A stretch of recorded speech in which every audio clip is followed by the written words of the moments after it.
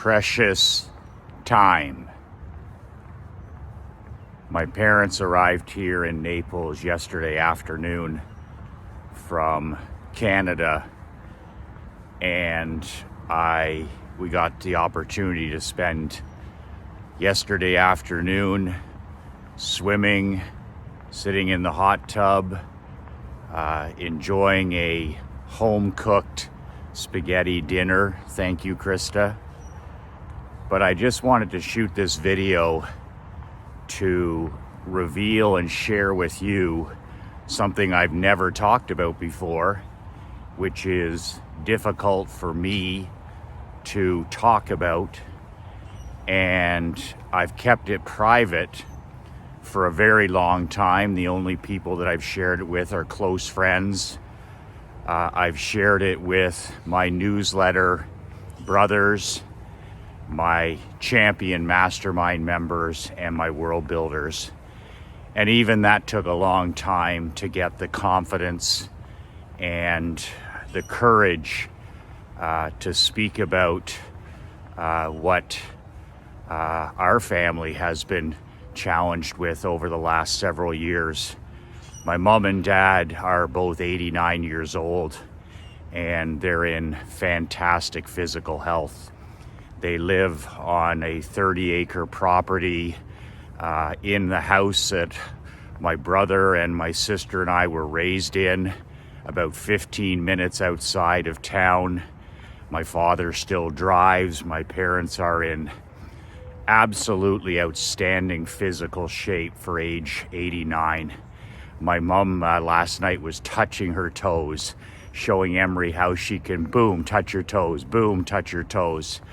She took off her shoes last night before bed, standing on one foot, taking off the other shoe, not balancing, not holding onto the wall or anything else, balancing on one foot, taking off a shoe on the other. And my 10-year-old daughter, Emery, was like, "Grandma, you're a beast. Grandma, you're a beast." That's genetics. You can't teach that. You can't teach that type of flexibility. You can't teach that type of health, whatever. It's just amazing. But the challenge for us, approximately 7 years ago, my mom was diagnosed with dementia. And if you know anything about dementia, or you know anybody that's suffered from dementia, it's severe memory loss. It's a slow and vicious disease that gradually takes a person's memory away. It gradually removes your short-term memory and your long-term memory. And I think the most difficult thing is it's so consistent, and it's so slow, yet it seems so quick. That to me, good morning, that to me seems to be the most difficult part.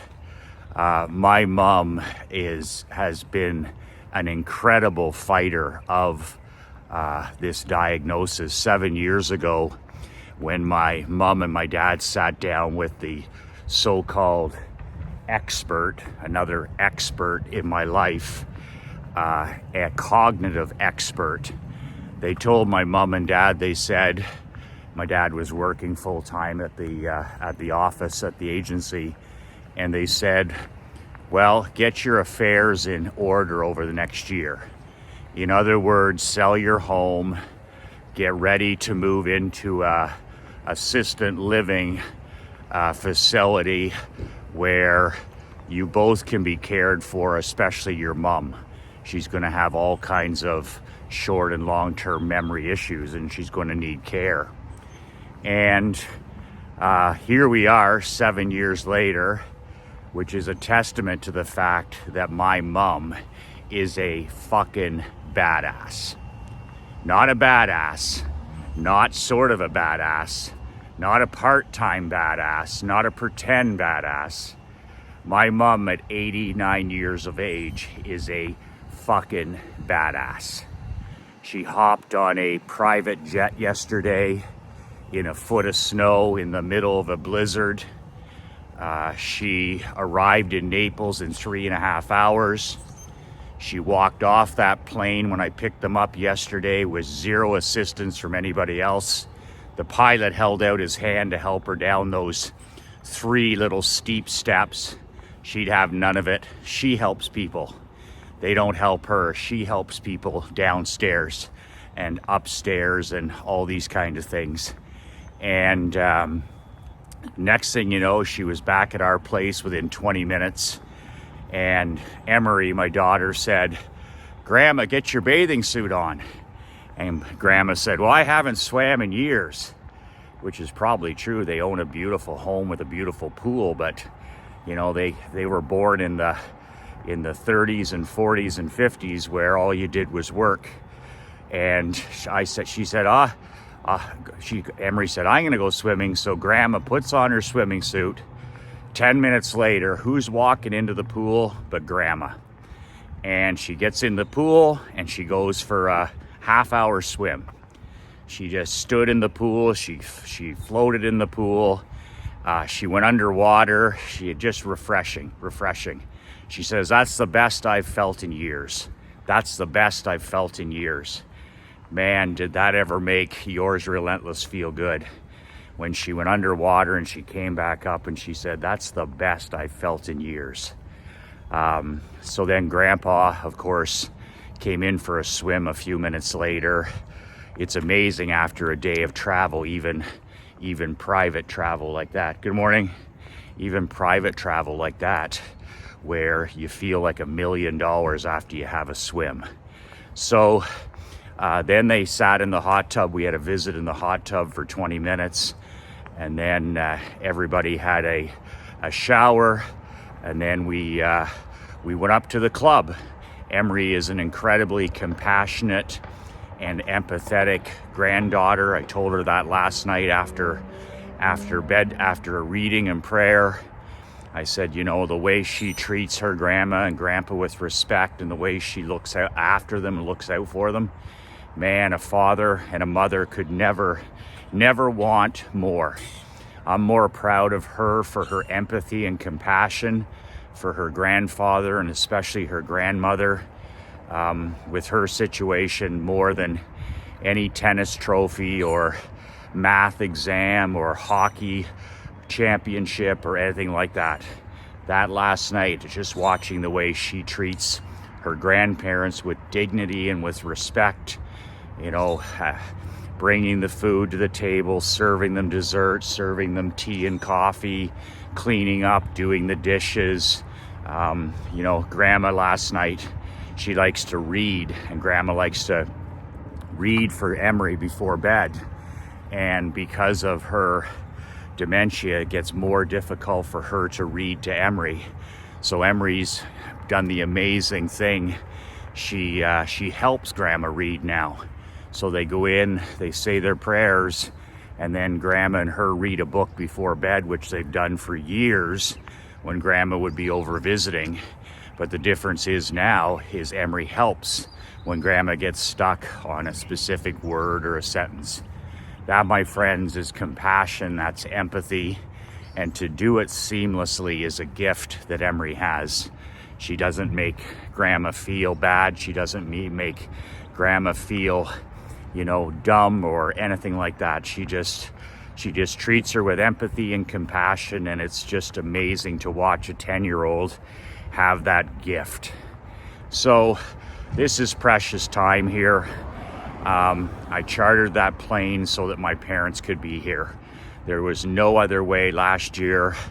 I was too small-minded. I was too cheap. I was thinking, you know, I was thinking like 2x instead of 25x. And the next thing you knew, I didn't bring my parents here. It was too expensive. And I was asking loser questions.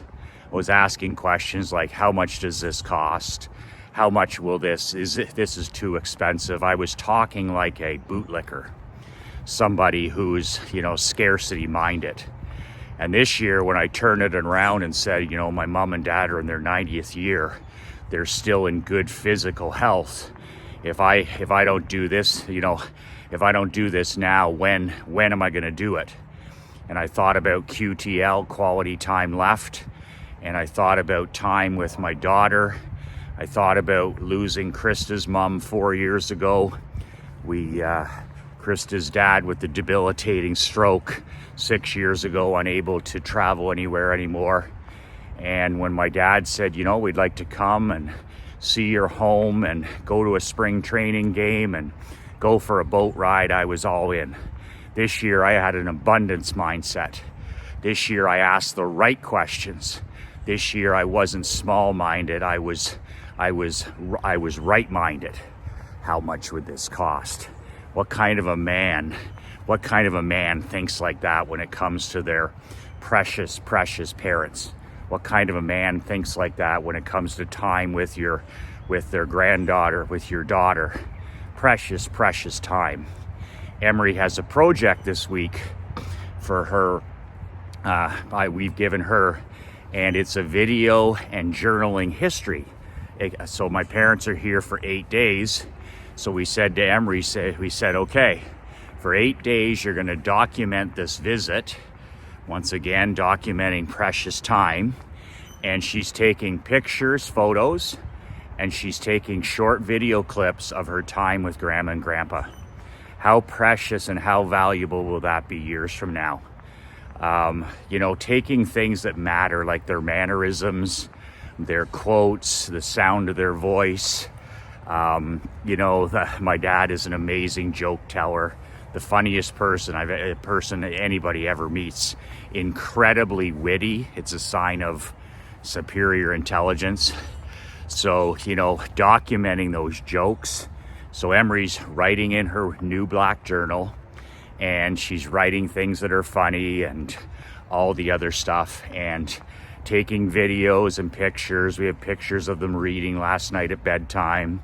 We have pictures of them in the hot tub and swimming yesterday afternoon. Leanne took some great pictures of them on the private jet.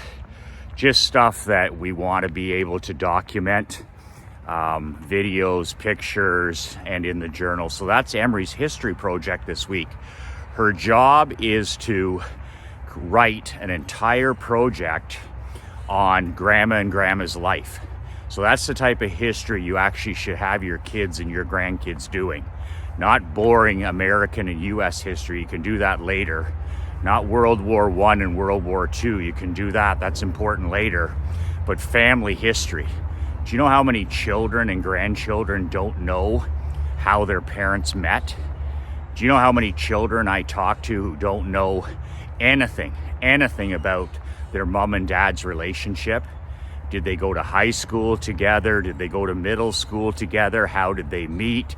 How long did they date? What kind of dates did you go on? These are the kind of questions, this is the kind of history your children need to know about you. Your grandchildren down the road need to know about you. When did you get engaged? How did you get engaged? Telling the story of asking permission, going to see, you know, I went to see Krista's, both her parents and mom and dad, and asked for permission to marry her. Emery loves that story. And then your wedding, where did you go for your wedding? Do your children know your story of your honeymoon? Do they know the story of the wedding? Do they know the story of who was at the wedding? Do they know the party story? What was it like? Do they know, you know, your first home? Did you live in an apartment? Did you buy a duplex? Do your children know these stories? The kids know nothing about their parents. So this is the ultimate history report.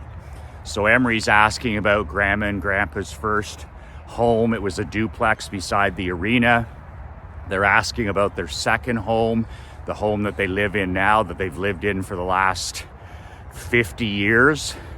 They're talking about Grandpa was involved in 13 different businesses. Serial entrepreneur. Emery's asking about all of those.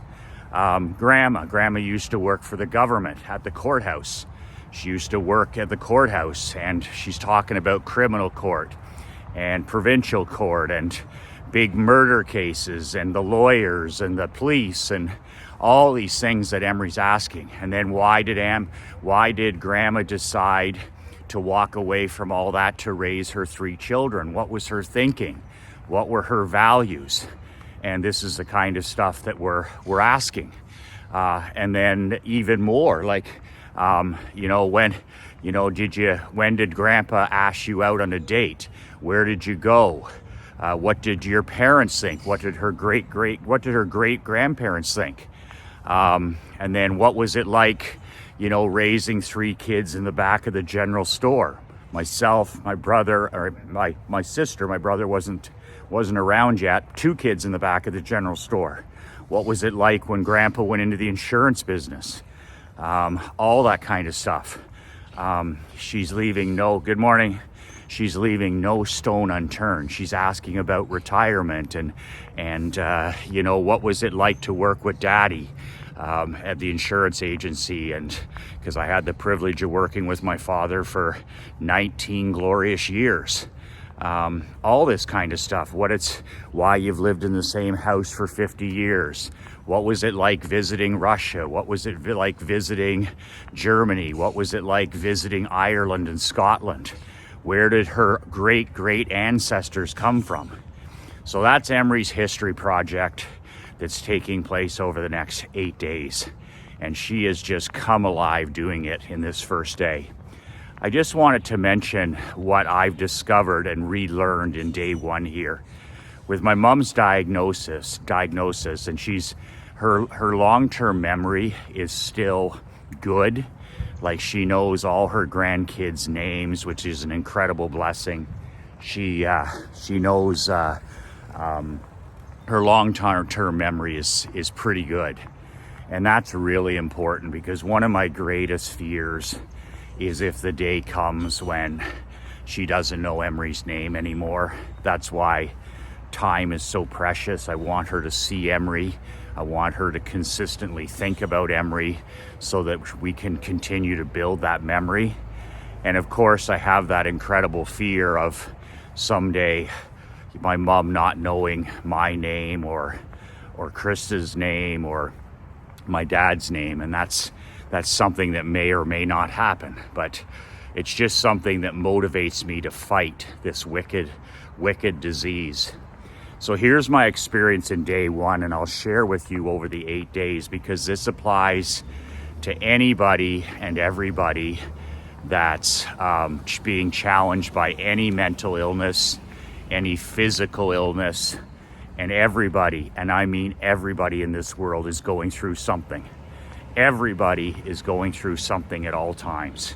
It can be like a parent, it can be a physical illness, it can be a serious illness, it can be a loss of a parent, a sibling, a child.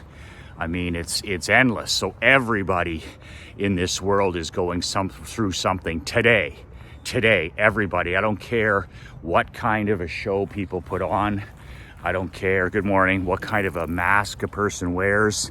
Everybody on this planet is going through something today. So I hope I got my courage up over the last 2 years to discuss this for the first time in my newsletter and with my world and champion Mastermind brothers. But it took a lot, because it's just a private thing. But I talked to my wife Krista about it, and she said, Michael, it's like when you stopped drinking alcohol. She said, if you can find the courage to share what that's meant to you and the impact it's had on your life, she said, maybe there's somebody who's not as courageous just yet, not as brave just yet, that needs to hear that story. And when they hear that story about curating alcohol out of your life, then they can make the change, and then they can have the courage to share that story. And that, she said, is how winning's done. Winning is contagious. So I gave that some thought when I shared that I stopped drinking over a year ago. And by sharing that personal story, I've inspired, dozens and dozens, if not hundreds of men to do the same, to leave that poison, to curate and swift sword and cut the rope with that poison out of their life. That's what gave me the courage to talk about my mom's illness, her diagnosis with dementia 7 years ago. Is if I don't get up the courage, if I'm not brave enough to speak about it, if I'm afraid to speak candidly and be authentic, then there's somebody out there that's struggling. Doesn't have to be with this illness. It could be with cancer, heart disease, depression, worry, anxiety, you name it. If I can drum up the courage to speak about my challenges, my mom's challenges, my dad's challenge, my brothers and sisters and everybody that's involved, then maybe, just maybe, somebody hearing this story or reading my newsletter or one of my Mastermind brothers, maybe it's something that they hear and then they drum up the courage. Then they're brave enough to stand up and fight whatever their challenge is. Maybe it gives them a shot in the pants to fight even harder, to defeat whatever that challenge is. And then maybe then they have the courage to share their story with their clients and their prospects or write about it in a newsletter. So we're all going through something at all times. And I find if you can drum up the courage to share what you're going through, men and women can relate to somebody who's suffering. And we're all suffering. We are all suffering. Life is an incredible gift. God is good. God is great. But that doesn't mean that life isn't hard. Life is difficult. It is supposed to be difficult. Life is hard. It's supposed to be hard. And it is a battle every day, as it is supposed to be. And, I just wanted to share this part of my life so that somebody out there maybe can relate a little bit to it and say, you know what? If Michael can deal with this and my dad can deal with this and onward, I can deal with my particular situation. So I just wanted to share briefly here a few things that I believe in, and I teach them here every day. I believe that you can improve mental health, physical health, illness, sickness. So much of it can be improved and controlled. I call it control the controllables in our house. We need to control the controllables. Okay, so my mom has been diagnosed with dementia for 7 years. There's drugs she can take for that. Your kid's been diagnosed with ADD, ADDHD, whatever the fuck they call that. And on. There's no end to it. Depression, anxiety, bipolar. This stuff is real. I've never said that it's not real. But it's not real for everybody. Not everybody is suffering from ADHD. Not every high energy little boy is suffering from ADD. It's simply not true. It's manufactured mental illness by the pharmaceutical, by big pharma, by the mental health industry. It's like the made up word, workaholic, to sound like alcoholic. Workaholic was not a word 50 years ago. It didn't exist. Workaholic is a word that was made up in the English language by the mental health industry, the therapists, the experts. Do you know the word teenager didn't exist 55 years ago? A person was not a teenager. Nobody knew what a teenager was 55 years ago. It was a word made up to support the new belief at the time that a child could never go from childhood at age 17, 18 right into adulthood. In other words, kids used to go to school, they used to grow up, and boom, they worked on the farm or they got a job. But then all of a sudden, A word like teenager was invented for the person now to say, okay, listen, you're 24 years old. It's not your fault. You can still live in your mommy's basement. You're not responsible yet. You're a teenager. You're 18. You're 19. It's not your fault that you go out and you get pissed every night. It's not your fault that you sit in your underwear and play 20 hours of video games a day. It's not your fault that no girl wants to go anywhere near you. It's not your fault you haven't kept a job in 5 years. It's not your fault that you're depressed and anxious. It's not your fault that you're addicted to pot. It's not your fault. So that's where the teenager thing came in. It's good for business, for the mental health industry. It's good for the experts and the therapists, and as sure as shit is good for big pharma. Let the pills begin. So it just shows you to be aware of really, and use the Napoleon Hill principle of accurate thinking. How things really are, the facts, not opinion. Facts should rule your life. Facts should rule your business. So let me share with you some facts from day one. I've only been with my mom and dad here for less than 20 hours. My mom, my dad said they weren't sure they could come, right? They weren't sure they could come. And my dad said, listen, he goes, Michael, your mom is sleeping 20 hours a day now. And they live on their own. So, good morning. They live at home on their own, but in the Canadian winters especially, you know, there's not a lot of sunshine, there's not a lot of good weather, and you're not outside a lot, especially when you're almost 90. So this is even more difficult on my parents when it's winter. So my dad says to me the other day, he goes, I don't know about Florida. He said, your mom is slept today 20 hours. I go, 20 hours? He said, yeah. He said she gets up at 9 o'clock, and he's an early bird, 5, good morning, 6 o'clock in the morning. And he said she came down and she was gonna have a coffee or have some breakfast, and she said, I think I'm gonna go back to bed, 9 a.m. And she got up again at 12:30 at lunch. And then she had, you know, poached eggs on toast for lunch. And then she said to my dad, I'm tired, I don't feel good, I feel a headache and dizzy, I'm gonna go back to bed. So she went back to bed, he said, for the entire afternoon. She didn't get up till near 6 o'clock. At 6 o'clock, they have their supper, and after that, they sometimes watch, you know, a hockey game or a show or whatever it is, but you know, there's no activity, there's no physical fitness, there's nothing like that. So I said to my dad on the phone, I said, what? You gotta get her up, you gotta keep her up. I said, you gotta get her moving. Like I said, you gotta get her thinking. You gotta get her outside. I don't care how cold it is. So my dad is, you know, he's also 89 years old. He struggles with that, right? It's easy for him to sit down and read all day. That's an escape, and I understand that part of it. Is, you know, it's easier just to say, okay, you don't feel good, go back to bed. But it doesn't matter, you're sleeping, anybody sleeping 20 hours a day is gonna have problems.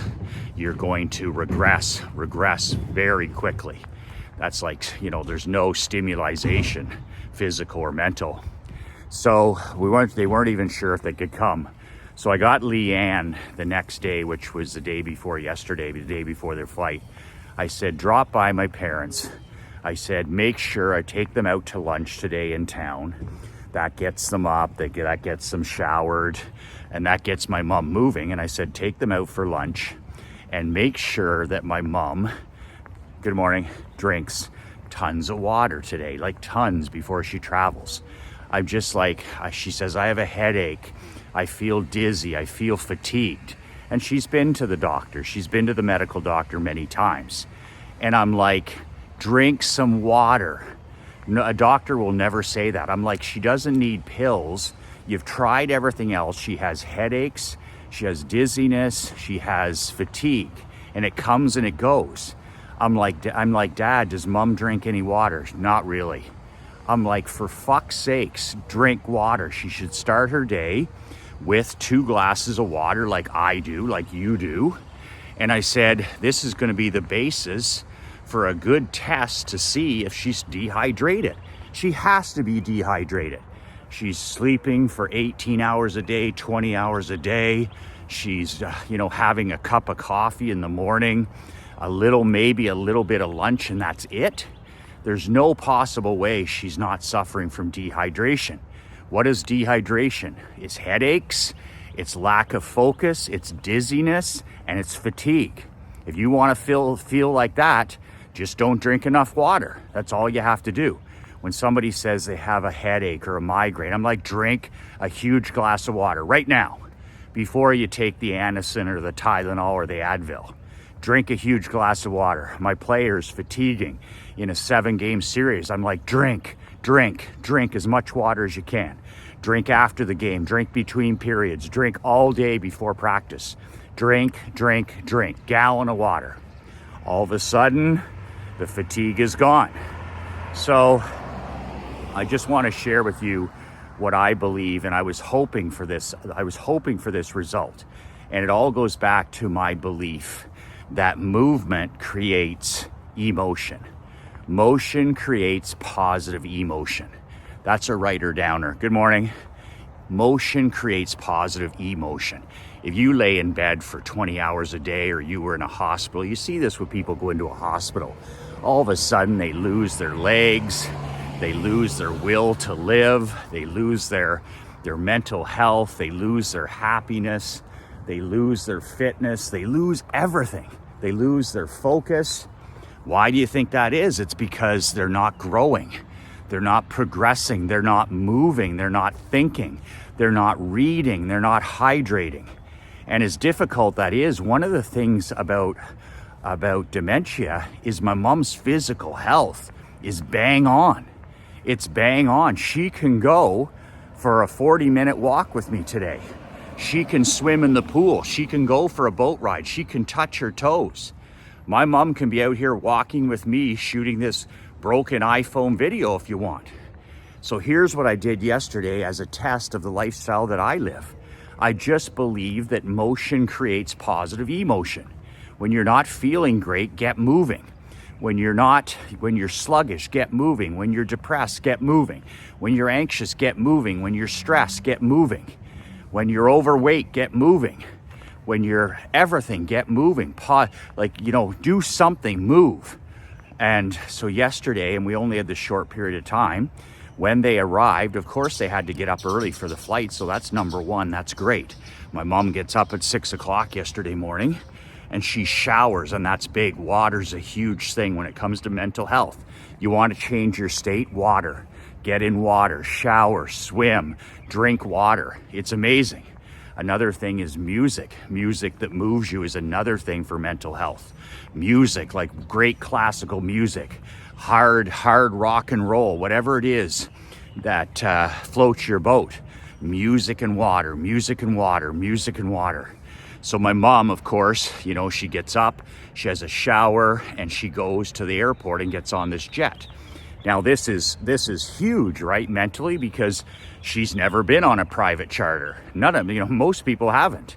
So she's really engaged, right? And on the charter, Leanne and his girlfriend, Leanne and her 2 children and her niece, and Marc-Andre and his girlfriend. So we've got all kinds of social interaction, right? Leanne's got a big personality. Marc-Andre is a really friendly and clever guy, and the young kids have good energy, right?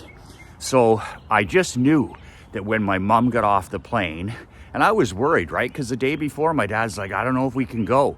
Your mom's just, she's not feeling well. She's down. She's sleeping. So I'm like, Leanne, take them out to lunch, get them to drink tons of water, and then the next morning, get them up and get them on the jet, get them moving. So they show up in Naples right on time, out of a snowstorm. They drove in good morning. They drove in 8 inches of snow, a big snowstorm, mess in Canada, and then they arrive in Naples. So She gets off the plane. She's the first person off the plane. And like I said, she didn't have to have anybody help her. Somebody holds out their hand. She's like, no thanks. Independent, iron lady, iron. And right off the bat, I know that she's on her game. Like she's got a great life force when she gets off the plane. That's the word, 2 words, life force. And I'm like, yep, she's on her game. She's been around people. She's a very social person, right? I'm an introvert. My mom's an extrovert. She thrives at Christmas. She thrives at Thanksgiving. She thrives at Easter. She thrives at weddings. She thrives at social parties. So she gets off the plane and she has everybody else's energy, right? And then you have what I talk about every day, sunshine and fresh air. She still has her winter coat on. She takes off her winter coat on the tarmac, and she's like, and my mom has dark skin and dark hair, and she just like, she's never used sunscreen. I don't need that shit in her life. And she'll be so tanned when she leaves here, but all of a sudden she's got blessed sunshine on her face, and then she's got fresh warm breeze. And you know, she's been spending almost no time outside in Canada in these nuclear winters, right? She doesn't want to go out and slip on the ice. She doesn't want to go out and crack her head open on the snow, and it's cold. So man, we get in the vehicle, she's right on her game, she's good with the names. Her long-term memory is good, her short-term memory is okay. She's in a positive state. And then what do? I say, we're gonna head back to the house. So she gets to the house, and this is where I said they unpack, and I'm like, okay, let's get our swimsuits on and let's get in the pool.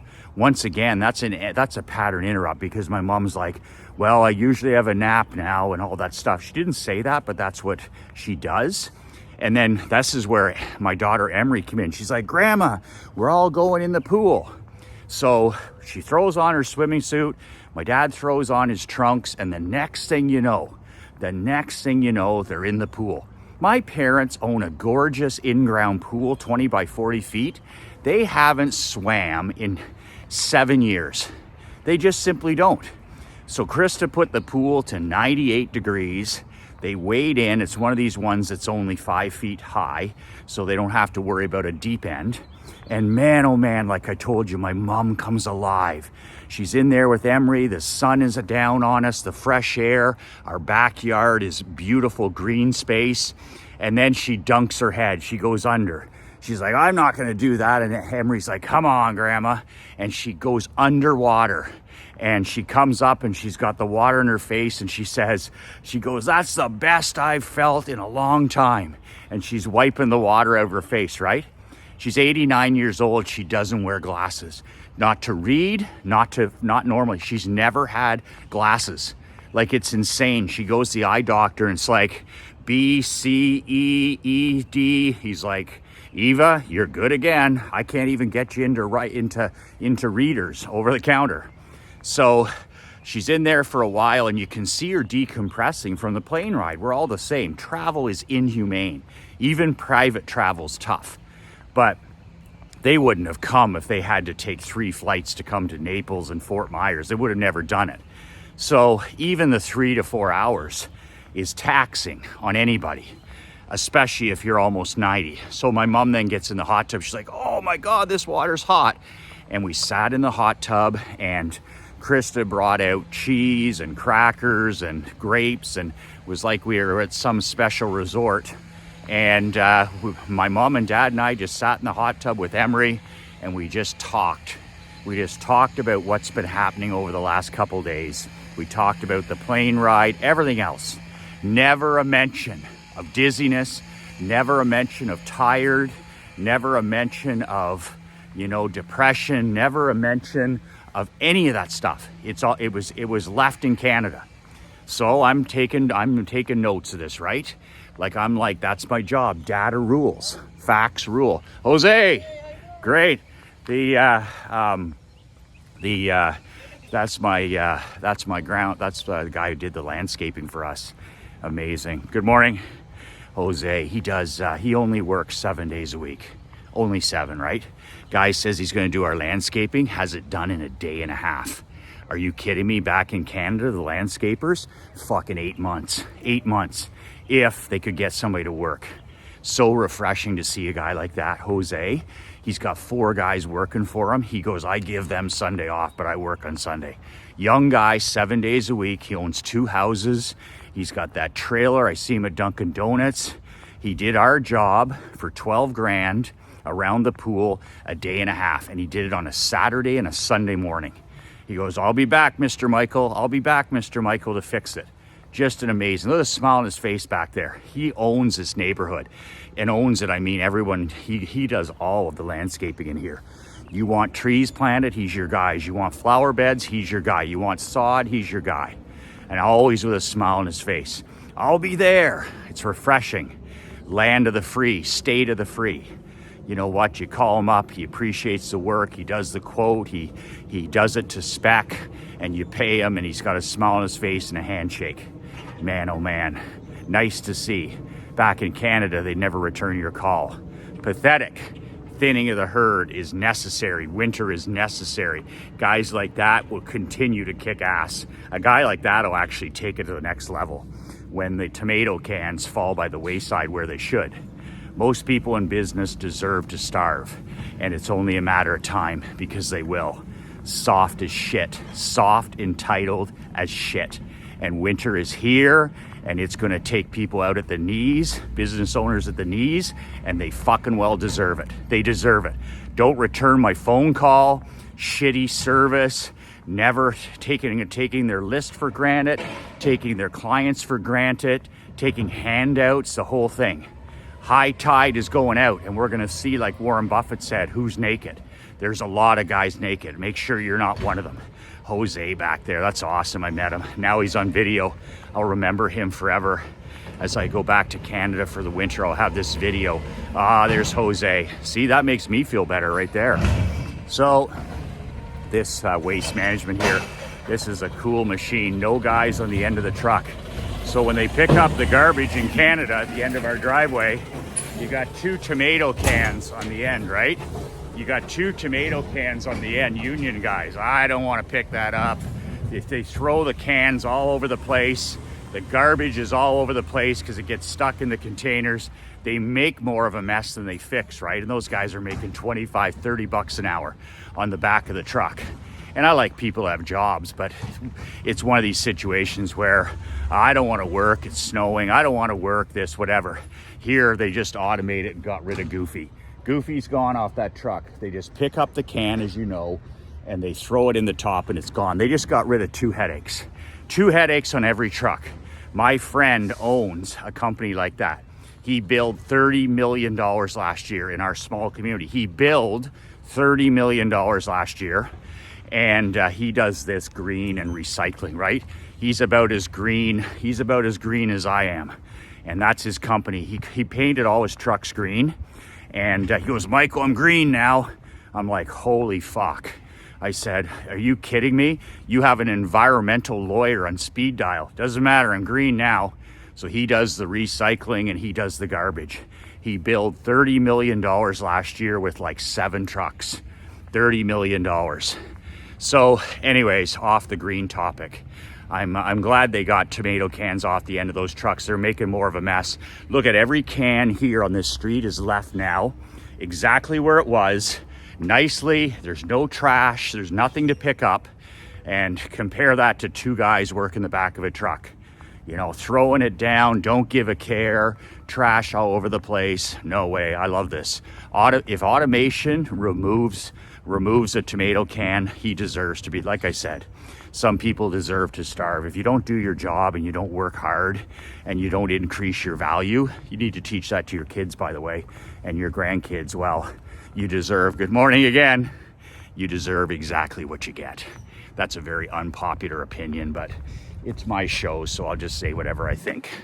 Now, my mom, she gets out of the pool and Emery takes her up to the 4 clay courts, to the pickleball courts, up to the big pool. And my mom and dad, we walk up there. First of all, it's a 5 to 10 minute walk.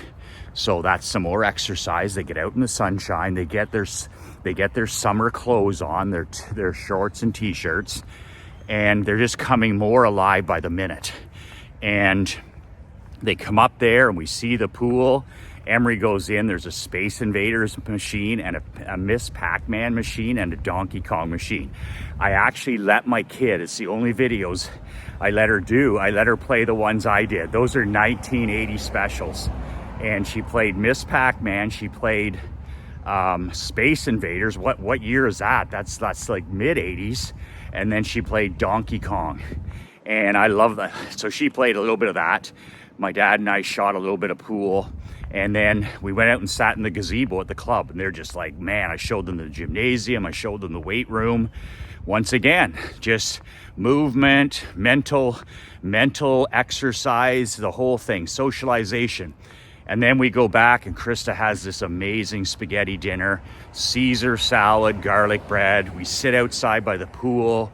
We have all new furniture. My mom and dad just basking in it, right? Basking in it. And their nutrition is not as good as it should be. It's not even close to being as good as it. My mom used to handle all the meals and the shopping. And now my dad's handling that for the first time in his life. And he's not really prepared for that, right? He never did that. That wasn't his job. He was the rainmaker. He went to work every day. That was the deal they had. So the deals changed. So after dinner, I get out the photo albums. Krista makes these amazing photo albums every year, and she gives them to Grandma and Grandpa and her dad and me of a year in pictures. They're nice, beautiful albums. My God, she puts days and weeks into them. And it's a reflection of your year, right? From January to December, and they're just beautiful. So she did one and gave it to me, my parents. So I give that to my mom when she's sitting out by the pool. It's like 8 o'clock. Emery's getting ready for bed, and my mom goes through this whole album. And it's pictures of her grandkids. It's pictures of her kids. It's pictures of her and my dad. And she's just going through the whole thing, right? Magnificent, all this kind of stuff. Then Emery's ready for bed. She goes in, I go, Grandma, I did the dishes with Grandma. I'm the dishwasher in my family. So we then did dishes for half an hour. And my mom, my God, she was raised in a blue collar family. Her dad ran a general store. All they did was work. She grew up near, there's a farming background there. And that's all she did was work. So man, can she wash dishes. Like we had all those dishes from the spaghetti dinner, that can be kind of messy. And here's my mom. And I'm in there drying and helping, and she doesn't need any help. Everything was spick and span. Good morning. There, safe to cross. Yes. So spick and span in like 30 minutes. It was just insane. So she knows how to clean, and it was great to spend that time with her. After we did the dishes, I said, would you read a story to Emery? And she's like, of course, once again, right? With her granddaughter, go in the bedroom, lie in the bed, read a short book to Emery, and that's what they did. And Emery was telling me, good morning, Emery was telling me that it went really well, and that, she only had to help Grandma with a few things, few sentences. And again, focus and mental training.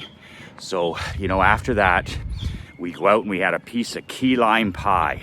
After all this, Emery's in bed, we go out and sit by the pool, and we just sit there, Grandma and I and Grandpa and Krista, and we have a piece of key lime pie, something my parents love, they never get. They haven't had a piece of key lime pie in years, since we used to rent a home in Key Largo. So pretty cool stuff. And then we talk a little bit about the week, what we're gonna do, and well, that was it. It was amazing. Lights out at 11 o'clock, and I actually took my mom for one more walk. I said, Mom, do you want to come? I walked Clifford around the block before bed. I said, you want to come? I'm going to walk Clifford around the block so we can go for a pee. And she said, sure. And she jumps out the front door with me. I have Cliffy on the leash, and we go for a walk up to the stop sign and back. And that's how she finished her day. Not sleeping, not napping, not watching television, not drinking Coke. And man, oh man. So look what we combined in day one. Nutrition, hydration, physical mental training, pictures and videos, socialization, being around other positive people, physical health, walking. They walked, they went swimming, they sat in the hot tub, they were exposed to what? Sunshine, they were exposed to fresh air, they were exposed to the greenery. When you come from Canada in the dead winter, first thing you notice is the green trees, right? The green flowers. My mom was loving everything. So it just shows you what we can control when it comes to mental health. We can literally control the controllables. Sure, there's situations where medicine or pills can maybe help, but I'm telling you right now, good morning, a lot of what we're talking about can be controlled by the controllables. Like the good Lord, I believe, gives us a lot. He gives us what we need. And, we look for pills, and we look to sedate, and we look to alcohol, and we look to gambling, and we look to all these other things to escape. When really, it's better to go all in on controlling the controllables. Every time I see myself trying to take the easy way out and escape, whether it's personally, whether it's with my mom, my dad, with a client, whenever I find myself trying to escape my world, I ask myself, Michael, what's the real problem? What's the cause of this? Why am I trying to escape? Why am I procrastinating? When I used to be on social media, why am I going on to Twitter? Why am I watching other people's lives on Facebook? Why do I need to sit on the end of the dock on Friday night and escape instead of being with my wife and my child? So once I dealt with the cause, I realized that I just needed to have better connection with the people in my life. I just need a better connection with my wife. I need a better connection with my daughter. And most importantly, I need a better connection with myself. I started taking better care of myself. I started drinking water. I started walking. I started reading. I started writing. Writing is therapy for me every day. I write because I love it. It's therapy for me. Cheaper than a shrink, right? Gordon Quinton always says, cheaper than a shrink. These videos are therapy for me. Cheaper than a shrink. And, yesterday, just working with my parents and spending precious time, it's like therapy. It's like, man, I'm testing this and testing that, and I've done the same thing on myself. So to bottom line it, control the controllables in your life and in a person's life who's struggling is okay. That stuff's all out of my control, but what can I control?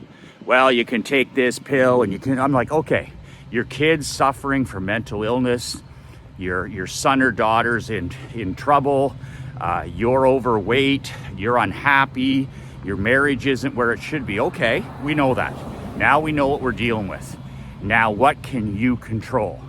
Anybody can take a pill. Anybody can take a pill. Anybody can sedate. Anybody can medicate. But what can you control naturally? What can you control naturally? What has the good Lord given you? Look at the sun, sunshine, fresh air. The good Lord's given us books, newsletters. He's given us podcasts. He's given us great foods that make us younger. He's given us fresh water. He's given us great people, positive associates. He's given us inspirational videos and teachers. He's given us all those types of things. So he's given us games like pickleball and tennis, and walking my dad said to me last night, he said to me, just think, almost 90, we're walking up to the club, and he says, I gotta tell you, he said, if I had to bottom line it for longevity, healthy, happy, wealthy, he says, I'd say, son, walking. Walking is number one on my dad's list. He just pulled that out of his hat last night. He said, if I was gonna bottom line it for healthy, wealthy, and happy, he said, I'd have to say walking. He says, I've been walking for 25 years, now 5 days a week. I said, really, is that powerful? He goes, it's really that powerful. He says, I've walked for 25 years. He says, it's my mental health, my physical health, my emotional health, and my spiritual health. And I couldn't agree more. Walking. Control the controllables.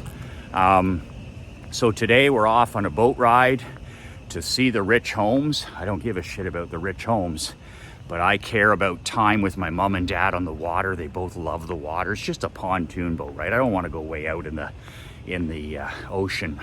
I want my parents to putt around on a pontoon boat and see where Larry Bird is living, see where Bob Seger, one of the greatest musicians in history. I want to see where Bob Seger lives, Mary Kay. I've seen most of those places, but my parents haven't. But we're going to get out in the sunshine. We're going to get out in the fresh air. We're going to stay busy. We're going to walk. We're going to laugh. We're going to read. I got my grandma's going to help Emery with her cursive work today. My daughter has to write cursive every day at breakfast. We call it cursive for breakfast. Well, guess who else is going to do cursive for breakfast? Grandma will think she's helping Emery, and she's going to be writing cursive. You think that's a mental training exercise? The great Bill Gaw talks about the impact it's had with him and his mom. She's a former teacher and she hasn't written cursive in a while. And he has his mom writing cursive. He buys the books like I do. So I have 2 big cursive books here, and I'm going to have Grandma here in about 10 minutes enjoying her coffee, writing cursive with my daughter. And then we'll go for a swim, and then we hit the boat at about 11. And after that, it's just we take it hour by hour, and I'm going to keep seeing what I can do to control the controllables. And I'll let you know how we're doing. I'll let you know what we're up to, and I'll share anything that I can that I feel would help anybody that's watching these videos who's struggling in any area of their life, or even having somebody else struggling in your world. So that's it. If you need some help, buy my book, nobullbook.com below. You can also subscribe to my newsletter, my Michael McLean newsletter. It's badassletter.com. It's below. You have this week and this week only to sign up, and then immigration's closed for the month of March. That's badassletter.com. I'll send you a black free t-shirt as well with your membership. And finally, apply for my world building digital mastermind. No travel, no hotels, just every second Wednesday we meet for a couple of hours and work on each other's business. Man, it is powerful. Man, it is powerful. So that is it. I got to return this massive rental vehicle because we picked up Leanne and her family, and we picked up Mark and his girlfriend. So Krista rented this massive Chevy. Oh, it's a Suburban. Wow, it's like a hockey bus, man. I love it.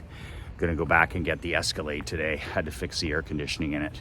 Imagine in South Florida with no air conditioning. Yep, it happens. Suburban. So that's it.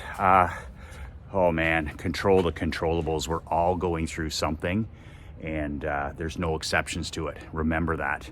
So be brave, be courageous, help as many people as you can.